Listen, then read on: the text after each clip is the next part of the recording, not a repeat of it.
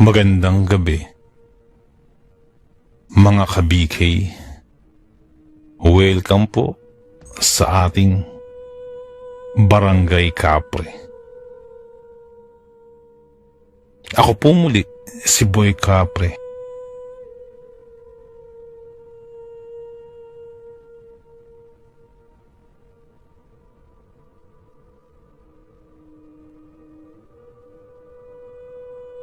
At meron na naman po tayong ibabahaging kwento mula po sa tunay na pangyayari.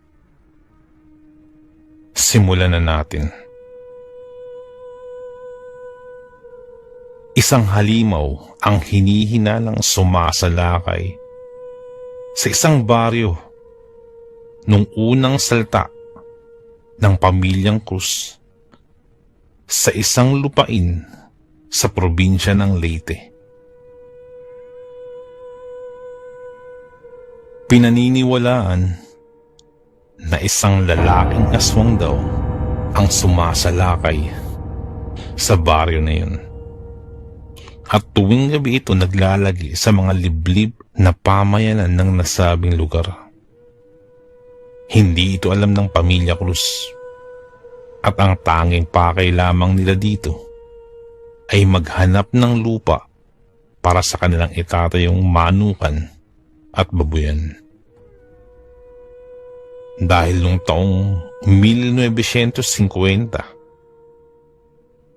ay naging tanyag ang liblib na probinsya nito dahil wala pa masyadong mga nag-aalagang manok at baboy na ipinambibenta sa merkado o sa palengke na pang komersyal.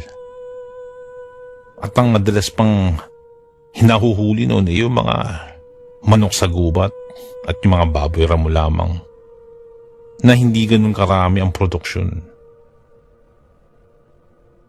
Iyon ang hanap buhay ng lahat, bukod pa sa pagsasaka. Veronica, dalhin mo ng mga maleta at uuwi na tayo sa probinsya ng iyong ama. Magmadali. Sambit ni Mrs. Josefa Cruz, ang asawa ni Mr. Facio Cruz, sa kanilang kaisa-isang anak na babae na si Veronica Cruz. Nagmamadali sila nung tanghaling yun papunta sa Leyte upang maghanda na sa bago nilang titirang tahanan, habang ang kanilang ama ay mag-aasikaso ng mga lupain para sa kanilang negosyong pabuyan at manukan. Ma, bakit naman sa Leyte pa? Pwede naman sa syudad lang tayo, sa Maynila. Ba't ba doon pa tayo uwi at titira? Saka di ba may aswang doon? Pabigla-biglang sambit ni Veronica, habang ang kanyang ina na abala sa pagpasok ng mga bagahe sa likod ng makalumang sasakyan ay narinig yung mga yun. At pagkadinig ay medyo nagpantig ang tenga ng ina ni Veronica. Nanlaki ang mga bilog na mga mata nito at napayamot ang namumulang nguso at walang anunay. Nabigla na itong masampal ang bata. Lapastangan ka talaga, Veronica. Iti ko mo yung bibig mo, ha? At baka marinig ka ng mga chismosa rito ng mga kapitbahay natin. Hala, sige, pumasok ka na sa sasakyan. Sutil na batang ito. Nag-iinit na ulong pagsambit ni Mrs. Cruz sa kanyang anak. At wala nang nagawa si Veronica kundi sundin na lamang ang ina. Habang hindi namamalayang tumutulo na ang luha dahil sa ginawa ng istriktong ina. Habang bumabiyahe pa uwi ng Leyte ay tahimik na lamang si Veronica. Ni kahit magkatinginan ang mag-ina ay hindi man lang magawa. Kahit na sobrang ingay ng dalawang lalaking kapatid ni Veronica na sina Elias at Celso ay hindi pa rin nagpapansinan ng mag-ina. Paboritong anak yung dalawang lalaki, maliban lang kay Veronica. Hindi ito alam ni Veronica. Ngunit mas malapit naman siya sa kanyang ama na si Fasio.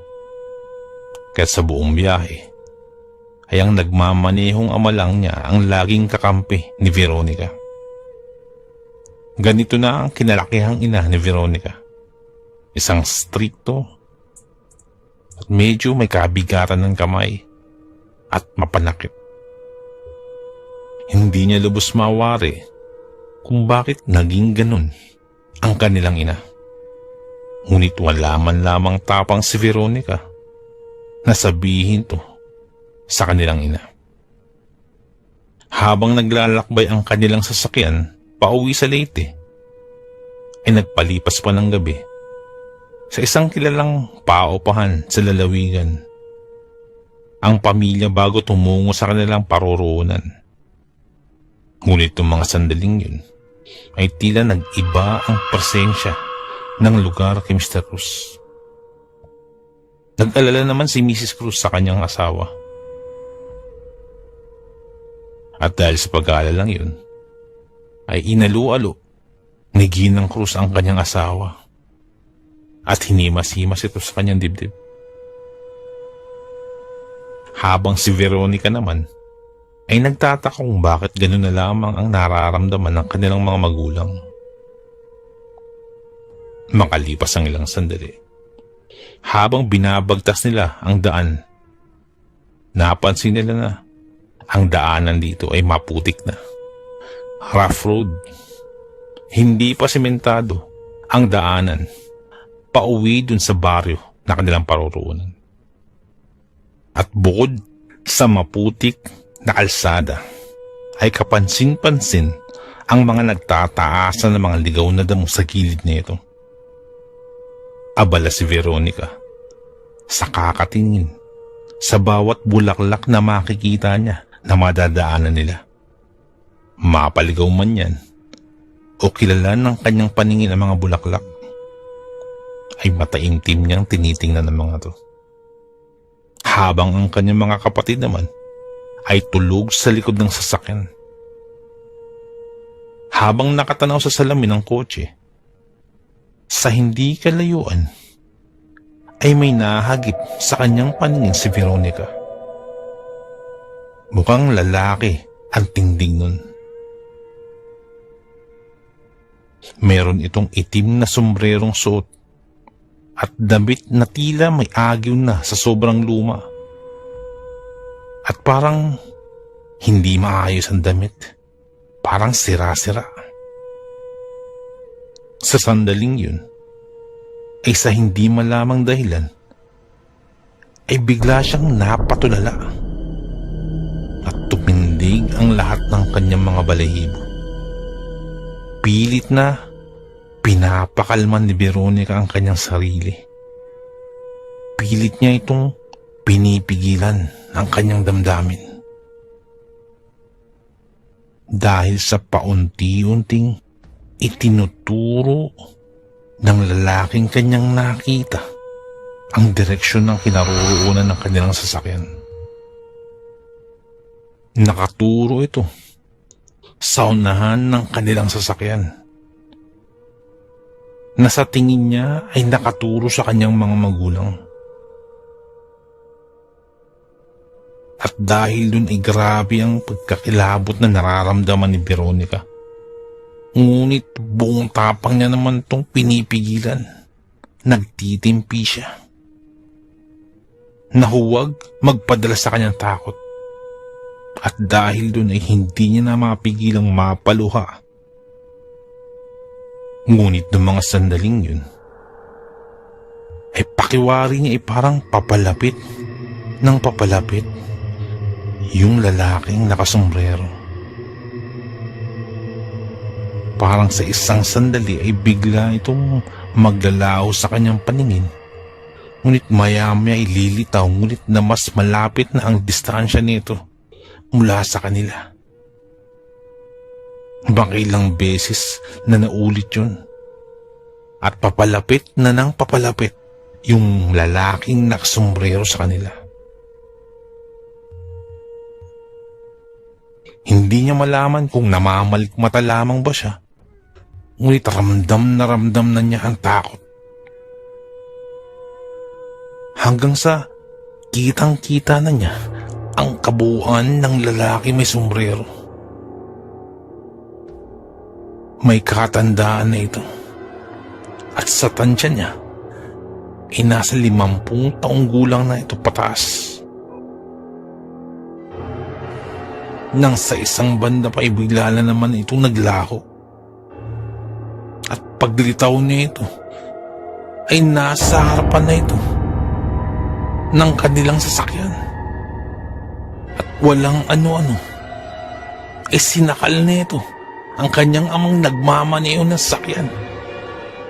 Hindi niya malaman kung paano nangyari ito, pero sa isang iglap ay nasa loob na ito ng kanilang sasakyan.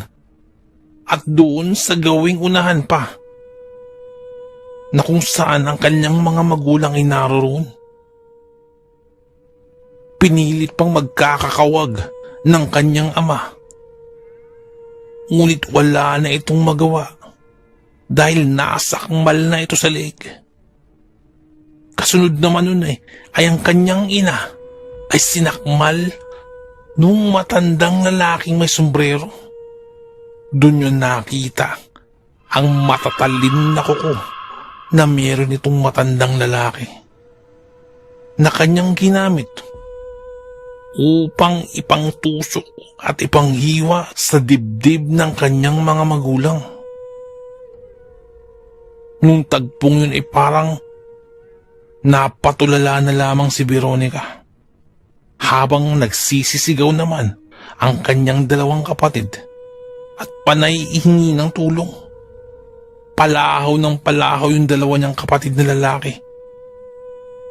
Habang kasabay nito ay tila'y nagdilim na lamang ang kapaligiran.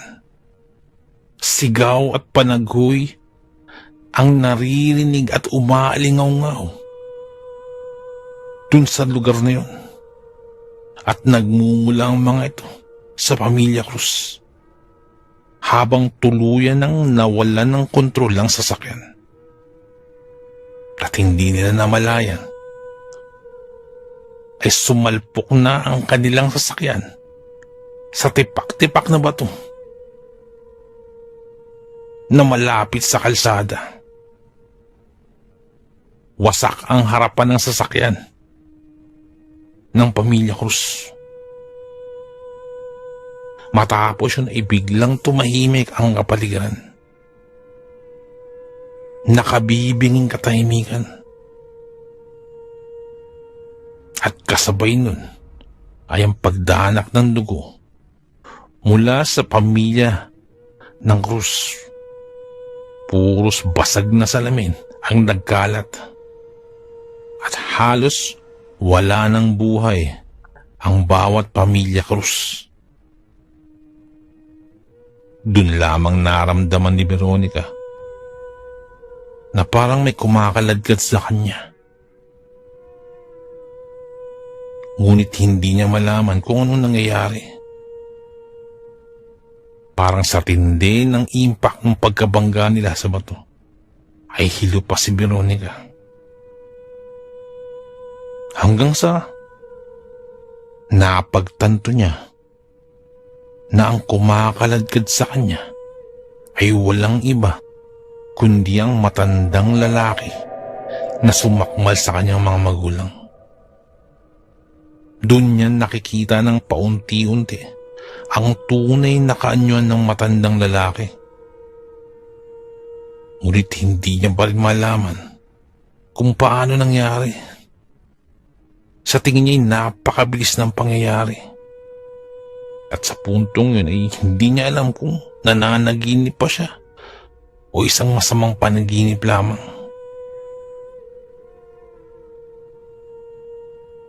At habang hinihila siya nung matandang lalaki, ay unti-unti nang nagbalik ang kanyang ulirat. at nagbalik ang kanyang alaala. Muling sumariwa sa kanyang isipan ang pagkakaaksidente nila, yung pagkakasalpok ng kanilang sasakyan sa malaking tipak ng bato. At naalala niya rin kung paano nawala ng buhay ang kanyang mga kaanak. Hanggang sa nawalan muli ng malay si Veronica. Mabutit nagising ka na. Dahil alam kong nangihina ka pa sa lahat ng nangyari. Boses na narinig ni Veronica mula sa isang lalaki. Malalim ang boses nito. Ngunit hindi ito pamilyar sa kanya. At hindi niya alam kung sino yung nagsasalita. Ngunit kinutuban na siya na baka yun yung kumaladkad sa kanya kanina. Kasunod nung napaiyak na lamang si Veronica. At pinilit niyang magkakakawag. Ngunit hindi siya makagalaw. Tila may nakatali kay Veronica. Wala naman kaming ginawa. Ano bang kasalanan namin sa iyo? Wala namang ginawa ang mga magulang ko sa iyo. Pati yung dalawa kong kapatid. Bakit nyo kami ginaganito? Alam kong ikaw yung pumatay sa magulang ko. Ikaw din yung sanhi pagkakasalpok namin sa bato. Kaya huwag ka na magkaila. Galit na tumatangis si Veronica habang nakapikit itong kinakausap. Kung sino man yung nagsalitang boses kanina. Matapos magsalita ni Veronica, ay nakabibinging katahimikan muli ang umalingaw-ngaw sa kapaligiran. Walang nagsasalita at tila hindi kumibo yung boses na nagsalita kanina. At sa puntong yun ay napansin ni Veronica ang samot-saring gasgas at sugat na tinamo niya matapos ang aksidente at pagkakakalagkad sa kanya. Maya-maya pa'y biglang may lumitaw mula sa kadiliman. Nagpakitang muli yung matandang lalaki at hindi ito nagsasalita. Ngunit meron itong ipinapahid sa kanyang katawan, lalo na dun sa mga sugat na tinamo niya dahil sa nangyari. Maya-maya pa'y nagsalita muli yung matandang lalaki. Hindi mo ba ako naaalala, Veronica? Ikaw, naaalala kita. 5 taon gulang ka pa lamang nun. Nung ako'y bumibisita sa inyong bahay upang sunduin ang aking kasintahang, si Paulina.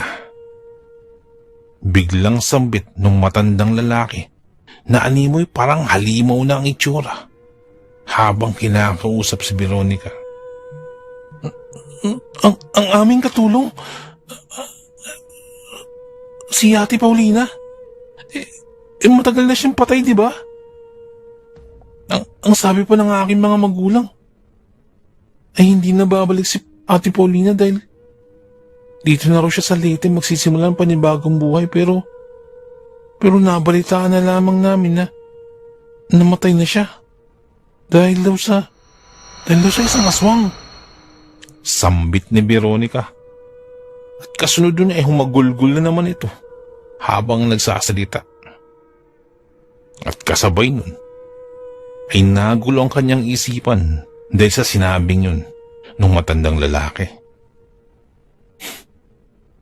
Diyan ka nagkakamali dahil hindi namatay dito si Paulina. Sabi pa ng matandang lalaki at habang nagsasalita ay biglang dumiin ang mga kuko ng matandang lalaki sa binti ni Veronica. Kaya naparay ng husto si Veronica. Habang hindi makagalaw ito dahil parang may nakatali sa kamay nito. Parang awa mo na. Pakawala mo na ako. Wala naman kaming ginagawang masama sa'yo. Maawa ka sa akin. Sigaw ni Veronica at pananagoy dahil sa sakit na tinatamo nito dahil sa pagpisil ng matandang lalaki sa kanyang binti. Gamit ang matatalas na itong kuko.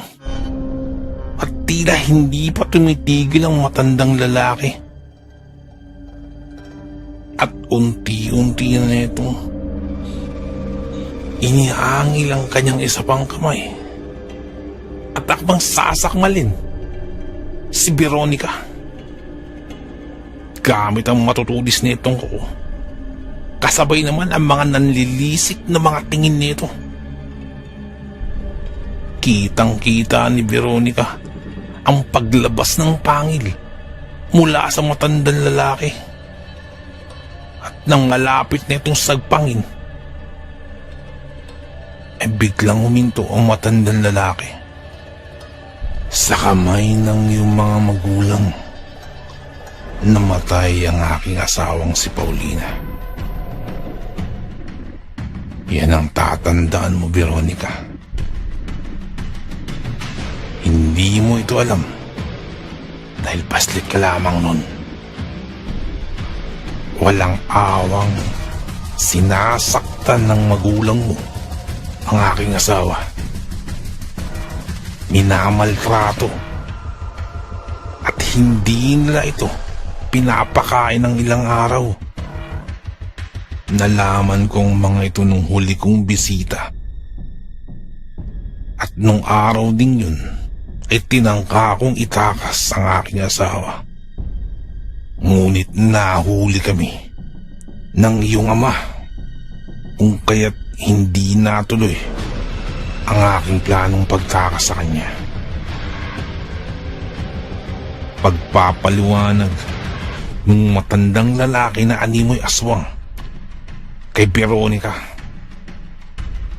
Walang nasambit si Veronica. Ngunit lalo lamang itong humagulgol sa pag-iyak dahil sa mga narinig. Hindi na niya mawari ang kailangan niyang gawin. Ngunit dahil sa tindi ng kanyang pag-iyak, ay parang nakukumbinsi na niya yung matandang lalaking aswang na maawa sa kanya.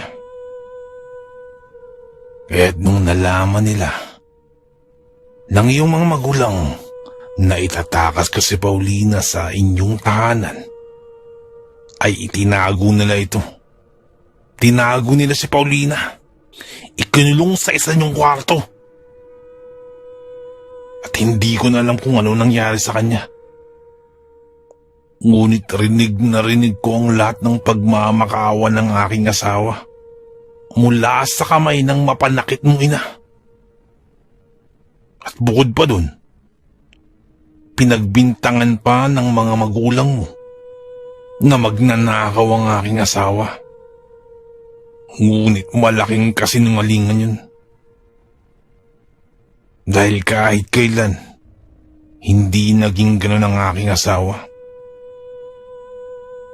Sa puntong yun ay unti-unti nang bumabalik ang wangis ng aswang at nagbabalik sa pagiging matanda lalaki ito. At unti-unti niyang nakilala ang matandang lalaki. At dahil dun ay lalong hindi makapagsalita si Veronica. Ngunit puros pagtangis na lamang ang kanyang nagawa. Nagpatuloy pa sa kwento ang matandang lalaki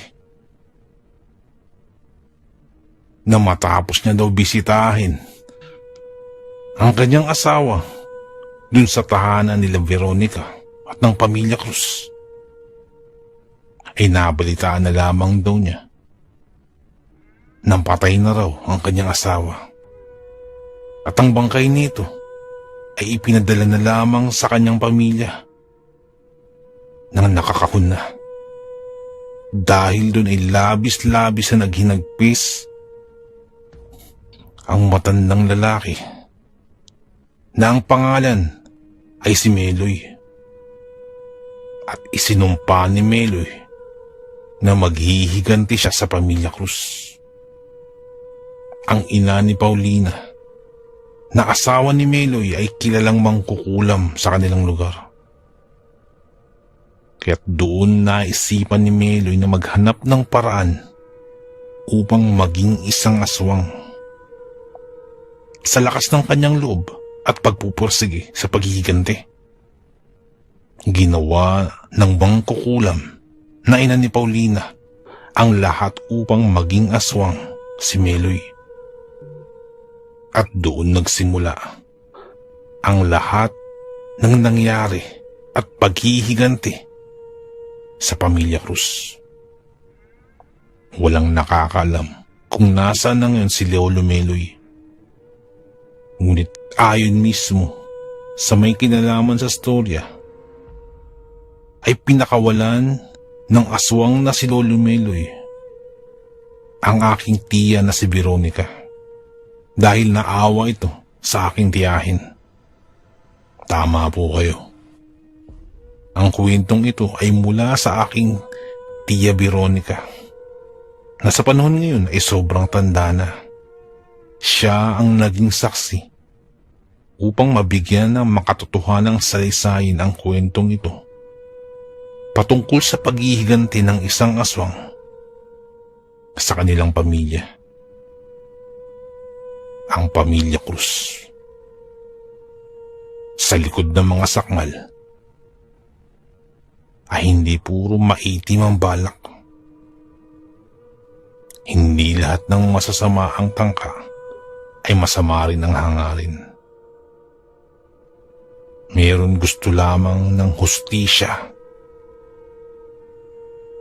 dahil sa mga nagkasala sa kanila.